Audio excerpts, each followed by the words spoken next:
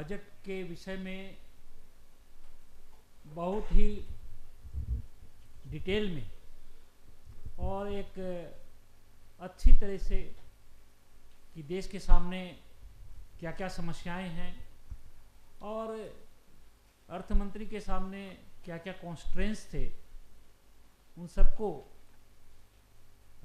समाहित करते हुए और किस ढंग से एक टाइट रोप वॉकिंग करते हुए वित्त मंत्री ने देश की समस्याओं का एक डिफ़िकल्ट समय में समाधान खोजने का जो प्रयास किया है, और साथ ही साथ उन्होंने कुछ एक बातें जो वो हमारे देश के सामने की जो समस्याएं हैं, विशेष करके एम्प्लॉयमेंट की समस्या, विशेष करके कृषि क्षेत्र की समस्या, कृषि क्षेत्र में प्रोडक्टिविटी और कृषि क्षेत्र के अंदर में जो वर्कफोर्स लगी हुई है और जो उसका शेयर जो जीडीपी में है, इस बात को स्वदेशी जागरण मंच ने कई बार उठाया है कि 1991 में कृषि क्षेत्र का जो कंट्रीब्यूशन हमारे जीडीपी में हुआ करता था वो 35% था, वो अभी घट करके आधे से भी कम, वो 17% से भी नीचे आ गया है। ये एक चिंता का विषय है। जब तक हम कृषि क्षेत्र के अंदर में, हमारे प्रधानमंत्री भी इस बात से बहुत अधिक जुड़े हुए हैं और उन्होंने फार्मर्स की इनकम को डबल करने का एक विचार भी रखा है, और इस बार के बजट के अंदर में भी अगर आप देखेंगे तो कृषि क्षेत्र के जो उत्पाद हैं, चाहे वह कोकोनट है, चाहे वो कैश्यू नट है, चाहे वो कोकोआ है, तथा नॉर्थ ईस्ट के भी इस तरह के बहुत सारे उत्पाद हैं जिनके ऊपर में वैल्यू एडिशन करना, फिशरीज के ऊपर में काम करना, लाइव स्टॉक के ऊपर में, इस पर भी बल दिया गया है। तो एक चिंता का विषय है। ग्रेजुअली इसमें हम इम्प्रूव कर रहे हैं। आशा है कि आने वाले दिनों में हम कृषि क्षेत्र को और ज़्यादा मजबूत कर पाएंगे। एक बार चीफ इकोनॉमिक एडवाइज़र अभी जो नागेश्वर अनंतन हैं, उनसे भी व्यक्तिगत रूप से बात हुई थी, उन्होंने भी इस बात को जोर दिया है कि कृषि क्षेत्र का कंट्रीब्यूशन जो है in the near future the government would like to increase to at least 20% for GDP. तो मैं अब चाहूँगा कि जो है हमारे राज्यपाल जी के अनुमति से हम कुछ प्रश्न जो हैं हमारे श्रोताओं से लेंगे और उनका जवाब जो है मैं डॉक्टर लाहिरी से निवेदन करूंगा, और जितना होगा हम जो है उसका जवाब देने की करेंगे। तो ये एक स्वदेशी जागरण Swadeshi Research Institute for more than 35 years. I have seen that Dhanpat, my brother, has been building this institute brick by brick with great care and devotion. For the betterment and uplift further of this institute, I, as the Governor of Haryana, have much pleasure in donating rupees 5 lakh for this institute.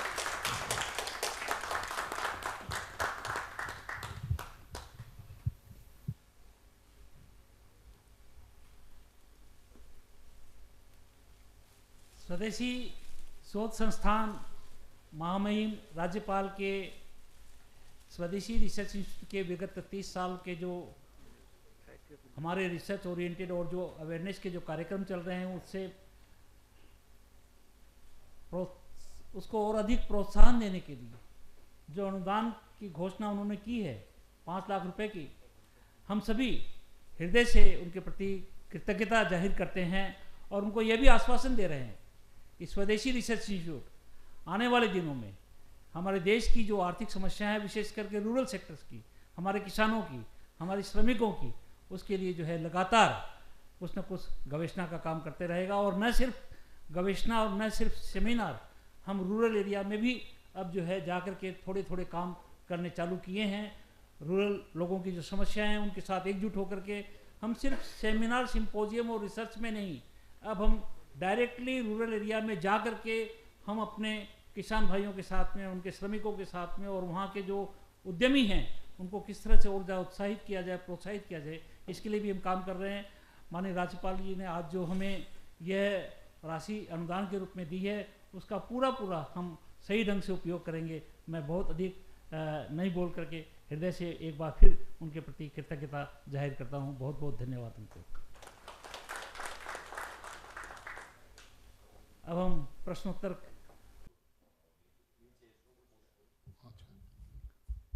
আমার নাম তারক শাহ। আমি অশোকবাবুকে একটা প্রশ্ন করতে চাই যে এই যে ট্রাম্পের সঙ্গে আমাদের যে চুক্তি হতে চলেছে তার মধ্যে ট্রাম্প কিন্তু এগ্রিকালচার বিষয়টাও কিন্তু রেখেছে, জানিয়ে বিরোধীরা সংসদের বাইরে এবং ভেতরে শোরগোল হট্টগোল তৈরি করছে যে এই ব্যাপারে সরকার কোনো বিস্তারিত তথ্য দিচ্ছে না। যদি এই রকম মানে ইয়ে থাকে, এর মধ্যে সরকারের ঘোষণা বিষয় নিয়ে কতটা সরকার রাগঢাক করছে বা কতটা জনগণের কাছে মানে ব্যাখ্যা করছে সেটা আমাদের কাছে অস্পষ্ট। শুধু তাই নয়, এই নিয়ে পীযূষ গোয়েলকেও ওই প্রশ্ন করা হয়েছিল। পীযূষ গোয়েল তার বক্তব্যটাকে এড়িয়ে বিষয়গুলো মানে বিদেশ মন্ত্রকের কাছে ছেড়ে দিয়েছে। এই বিষয়ে আপনি যদি কিছু জেনে থাকেন তাহলে আমাদের কাছে হাইলাইট করুন।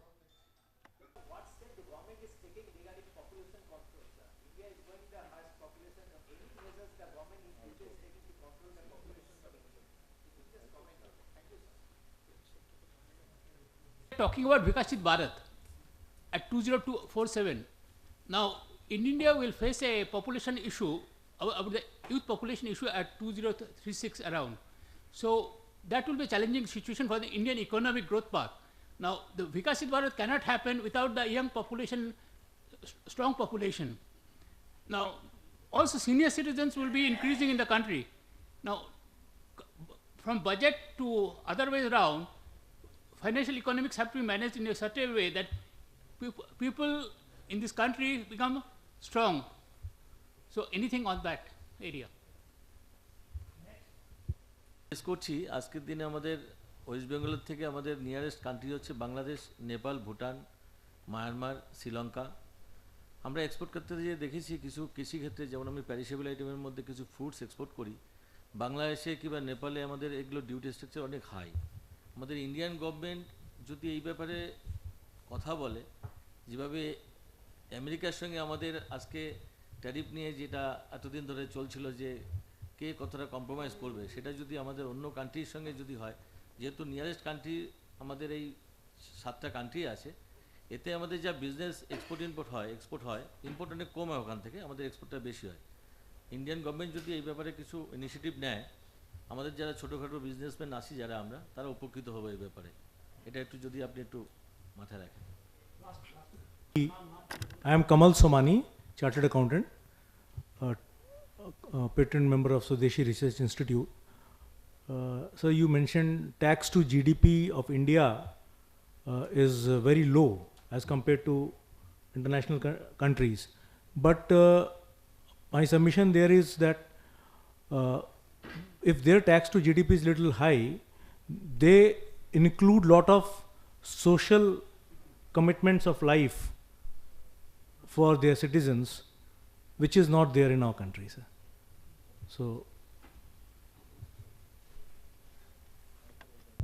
বাংলায় বলবো না ইংরেজিতে বলি?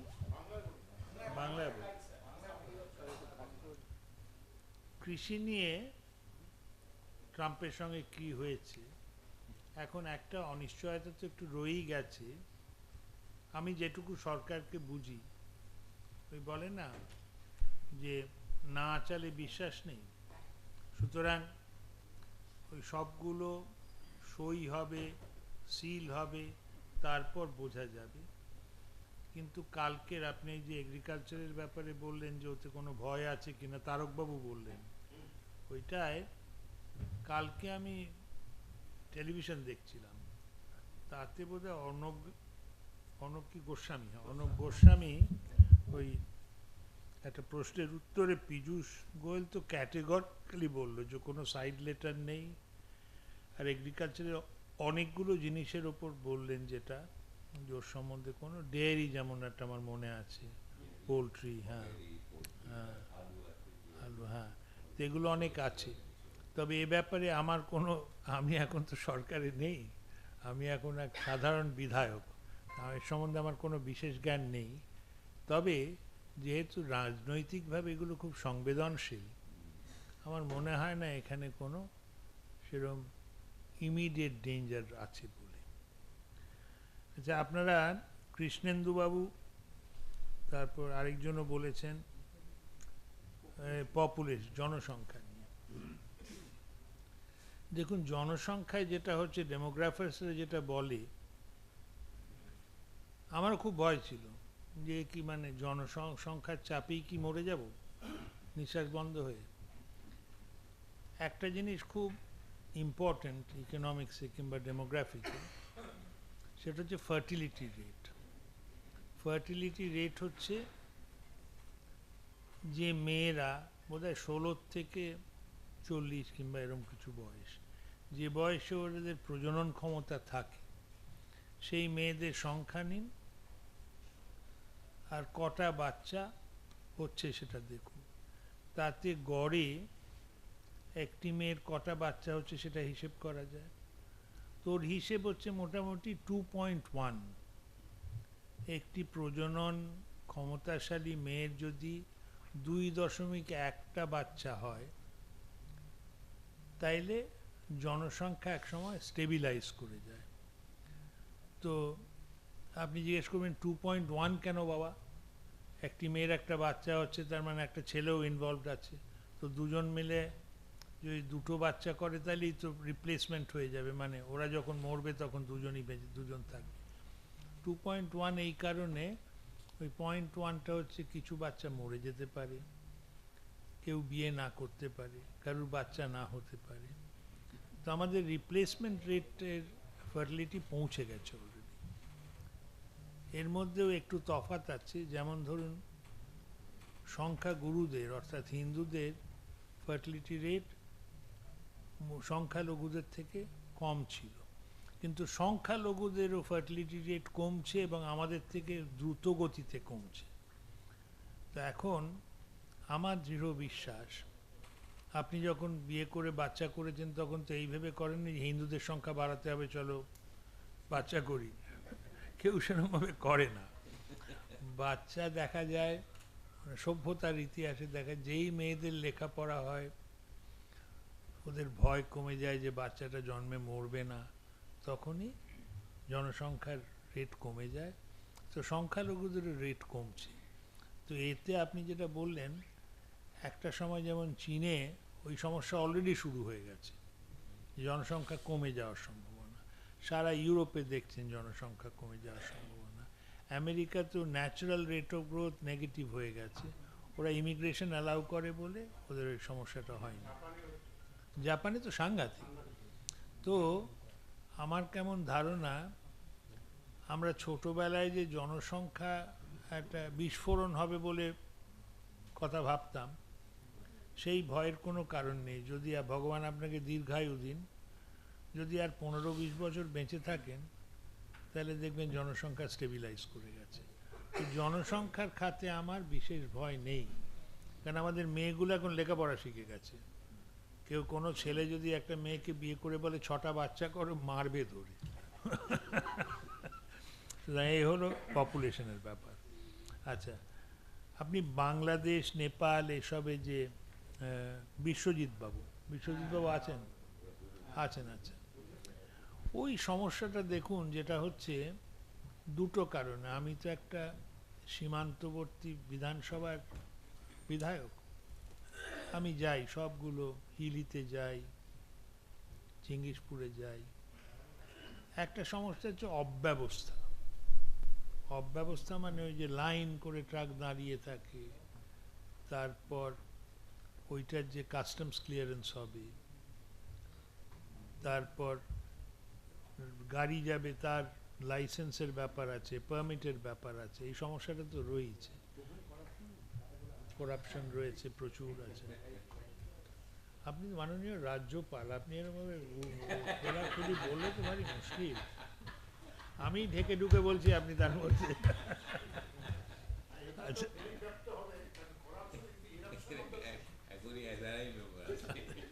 এখন উনি আমাদের সঙ্গে আছেন। আচ্ছা, সমস্যাটা হচ্ছে, কিন্তু এ ব্যাপারে এই যেটা বললেন রাজ্যপাল মহাশয় যেটা বললেন, যে কোনো বড় দেশের আমার ধারণা ছোট ছোট যদি প্রতিবেশী থাকে ওদের একটা ঈর্ষা ভয় এরম থেকেই যায়। তো এ কথা অস্বীকার করে লাভ নেই যে আমাদের প্রতিবেশীদের সঙ্গে আমাদের সম্পর্ক এখন খুব একটা মিষ্টি বললে ভুল হবে। তো ওটার জন্য অপেক্ষা করতে হবে। আমার মনে হয় না যে শীঘ্র এর কোনো প্রতিকার হবে। আমি এগ্রিকালচারের ব্যাপারে একটা কথা বলি, এখানে ধনপতজি যখন আছেন, অসীমবাবু আছেন, দেখুন পৃথিবীর ইতিহাস বলে যখন একটা দেশ উন্নয়ন হয় তখন এগ্রিকালচারের কন্ট্রিবিউশন টু জিডিপি কমে যায়। মার্কিন যুক্তরাষ্ট্রে জানেন কত পার্সেন্ট এগ্রিকালচার থেকে আসে? 3%। 3%। আচ্ছা, এখন আমাদের সমস্যাটা হচ্ছে জমি কম, শিল্প নেই, আমি যাবোটা কোথায়? আমি আমার ওই 5টা ভাই, খুড়তুতো ভাই, পিসতুতো ভাই, মামাকে নিয়ে ওই 5 বিঘা জমিতে লেগে আছি। তো এগ্রিকালচারের কন্ট্রিবিউশন আমার মনে হয় না বাড়ানো যাবে বলে। যেটা হাই ভ্যালু ক্রপ করলাম, একটু প্রোডাক্টিভিটি বাড়ালাম, তাতেও শিল্প এত তাড়াতাড়ি বাড়বে যে এগ্রিকালচার প্রপোর্শন মেনটেন করতে পারবে না। তো সমস্যার সমাধান হচ্ছে ফার্ম ইনকামে না, ফার্মার্স ইনকাম। কৃষিতে নয় নাই বাড়লো, কিন্তু কৃষির থেকে যদি শিল্পে লোক চলে আসে তাহলে ওদের গড় ইনকাম তো বেড়ে যাবে। তো এইটা আমি একথা বলছি না যে কৃষিতে উন্নয়ন দরকার নেই, কৃষিতে উন্নয়ন ভয়ঙ্করভাবে প্রয়োজন। কারণ এখনো অনেক উন্নতি হয়েছে। যেমন যে কোনো তরকারি দেখুন, আমার মনে আছে ছোটবেলায় কানা বেগুন দেখা যেত, এখন কানা বেগুন তো দেখি না, এখন কোনো বেগুন কানা নয়। আচ্ছা, তারপর তরকারিগুলো কি করে জানি না, স্প্রেতে করে কিনা জানি না, সব সবুজ তরে এ ভালো হচ্ছে। তো এগ্রিকালচারে যারা কৃষক রয়েছেন তাদের ইনকাম বাড়াতে হবে, কিন্তু জাতীয় আয়ের অনুপাতে কৃষির ইনকাম বাড়ানো যাবে বলে আমার মনে হয় না। একটু একটু বাড়তে পারে, কিন্তু ওর যে ট্রেন্ডটা ওটা কমতেই থাকবে, এবং 10-এর নিচে কবে যে চলে যাবে সেটাও আমি জানি না। তো এখন আপনি একটা কথা বললেন যে ট্যাক্স টু জিডিপি রেশিও, কে বললেন? আপনি বললেন না? আপনি বললেন, আচ্ছা, সোমানি সাহেব। ট্যাক্স টু জিডিপি রেশিওতে রাজ্যপাল যেটা বললেন সেটা একদম ঠিক। এটা হচ্ছে মোটামুটি একটা চিকেন অ্যান্ড এগ প্রবলেম, ডিম আগে না মুরগি আগে। আপনি বলবেন দিচ্ছিস কি, কেন ট্যাক্স দেবো? বললাম দেবো কী করে, টাকা নেই। সেটা একটা জায়গায় তো এ করতে হবে। আর এত আপনি পরিষেবা চাইছেন, হাইওয়েজ চাইছেন, পরিশ্রুত জল চাইছেন, রাস্তাঘাট ভালোভাবে মেনটেন হোক চাইছেন শহরের মধ্যে। শহরগুলোতে কত টাকার প্রয়োজন, শহরগুলোকে উন্নয়নের জন্য ভাবলে তো আমার আতঙ্ক হয় যে এই শহর উন্নয়ন করা চারটিখানি কথা নাকি। তারপর শিক্ষা শাস্ত্রে যে রাজ্যপাল বললেন, টাকা কোথায়? আপনি শিক্ষাও চাইবেন, স্বাস্থ্যও চাইবেন, পরিষেবাও চাইবেন, আবার বলবেন না ট্যাক্স দেব না। আর ট্যাক্স তো দেবে বড় লোকরা, গরিবের কাছ থেকে তো ট্যাক্স চাওয়া হচ্ছে না, আপনি আমি ট্যাক্স দেব। তো তাতে একটু যদি ট্যাক্স আর বাড়ে, আর ট্যাক্সও তো বাড়বে, রেট তো বাড়ছে না, আপনার ইনকাম বাড়ছে, ওই একই রেটে আপনি দিচ্ছেন কিন্তু বেশি টাকা দিতে হচ্ছে। তো সেইটা একটা, এইটা খুবই প্রয়োজনীয়। আর আমার মতে যে রাজ্যপাল যেটা বললেন যে আমরা কি পাবো দেশের থেকে, তার থেকে হচ্ছে আমরা কি করতে পারি। সেখানে মধ্যবিত্ত, উচ্চ মধ্যবিত্ত, বড় লোকদের একটু ভাবা উচিত যে ট্যাক্স না দিলে সরকার চলবে কি করে। সবাই যদি আমরা বলি ট্যাক্স কমাও ট্যাক্স কমাও, তাহলে তো খুব মুশকিল।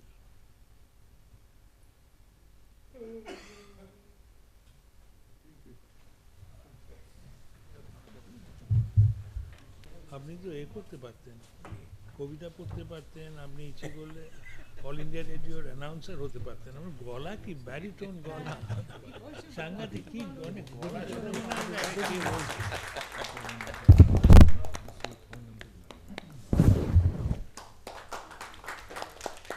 হ্যাঁ সত্য, ওই বিশ্বজিৎ একটা মেমেন্টো দিন।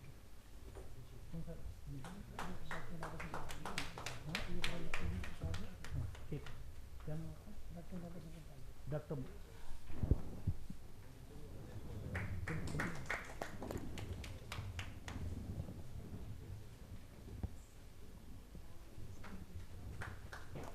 বিশ্বজিৎ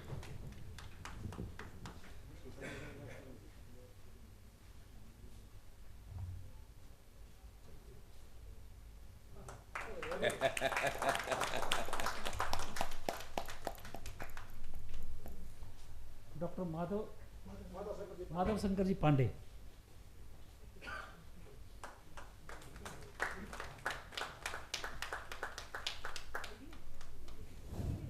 बस ठीक है, नेशनल एंथम। हाँ दीदी नेशनल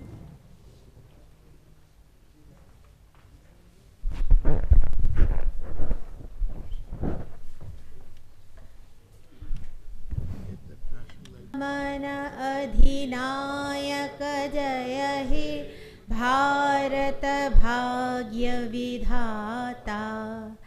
पंजाब सिंध गुजरात मराठा द्राविड़ उत्कल बंग। विंध्य हिमाचल यमुना गंगा उच्छल जलधि तरंग। तब शुभ नामे जागे, तब शुभ आशीष मागे।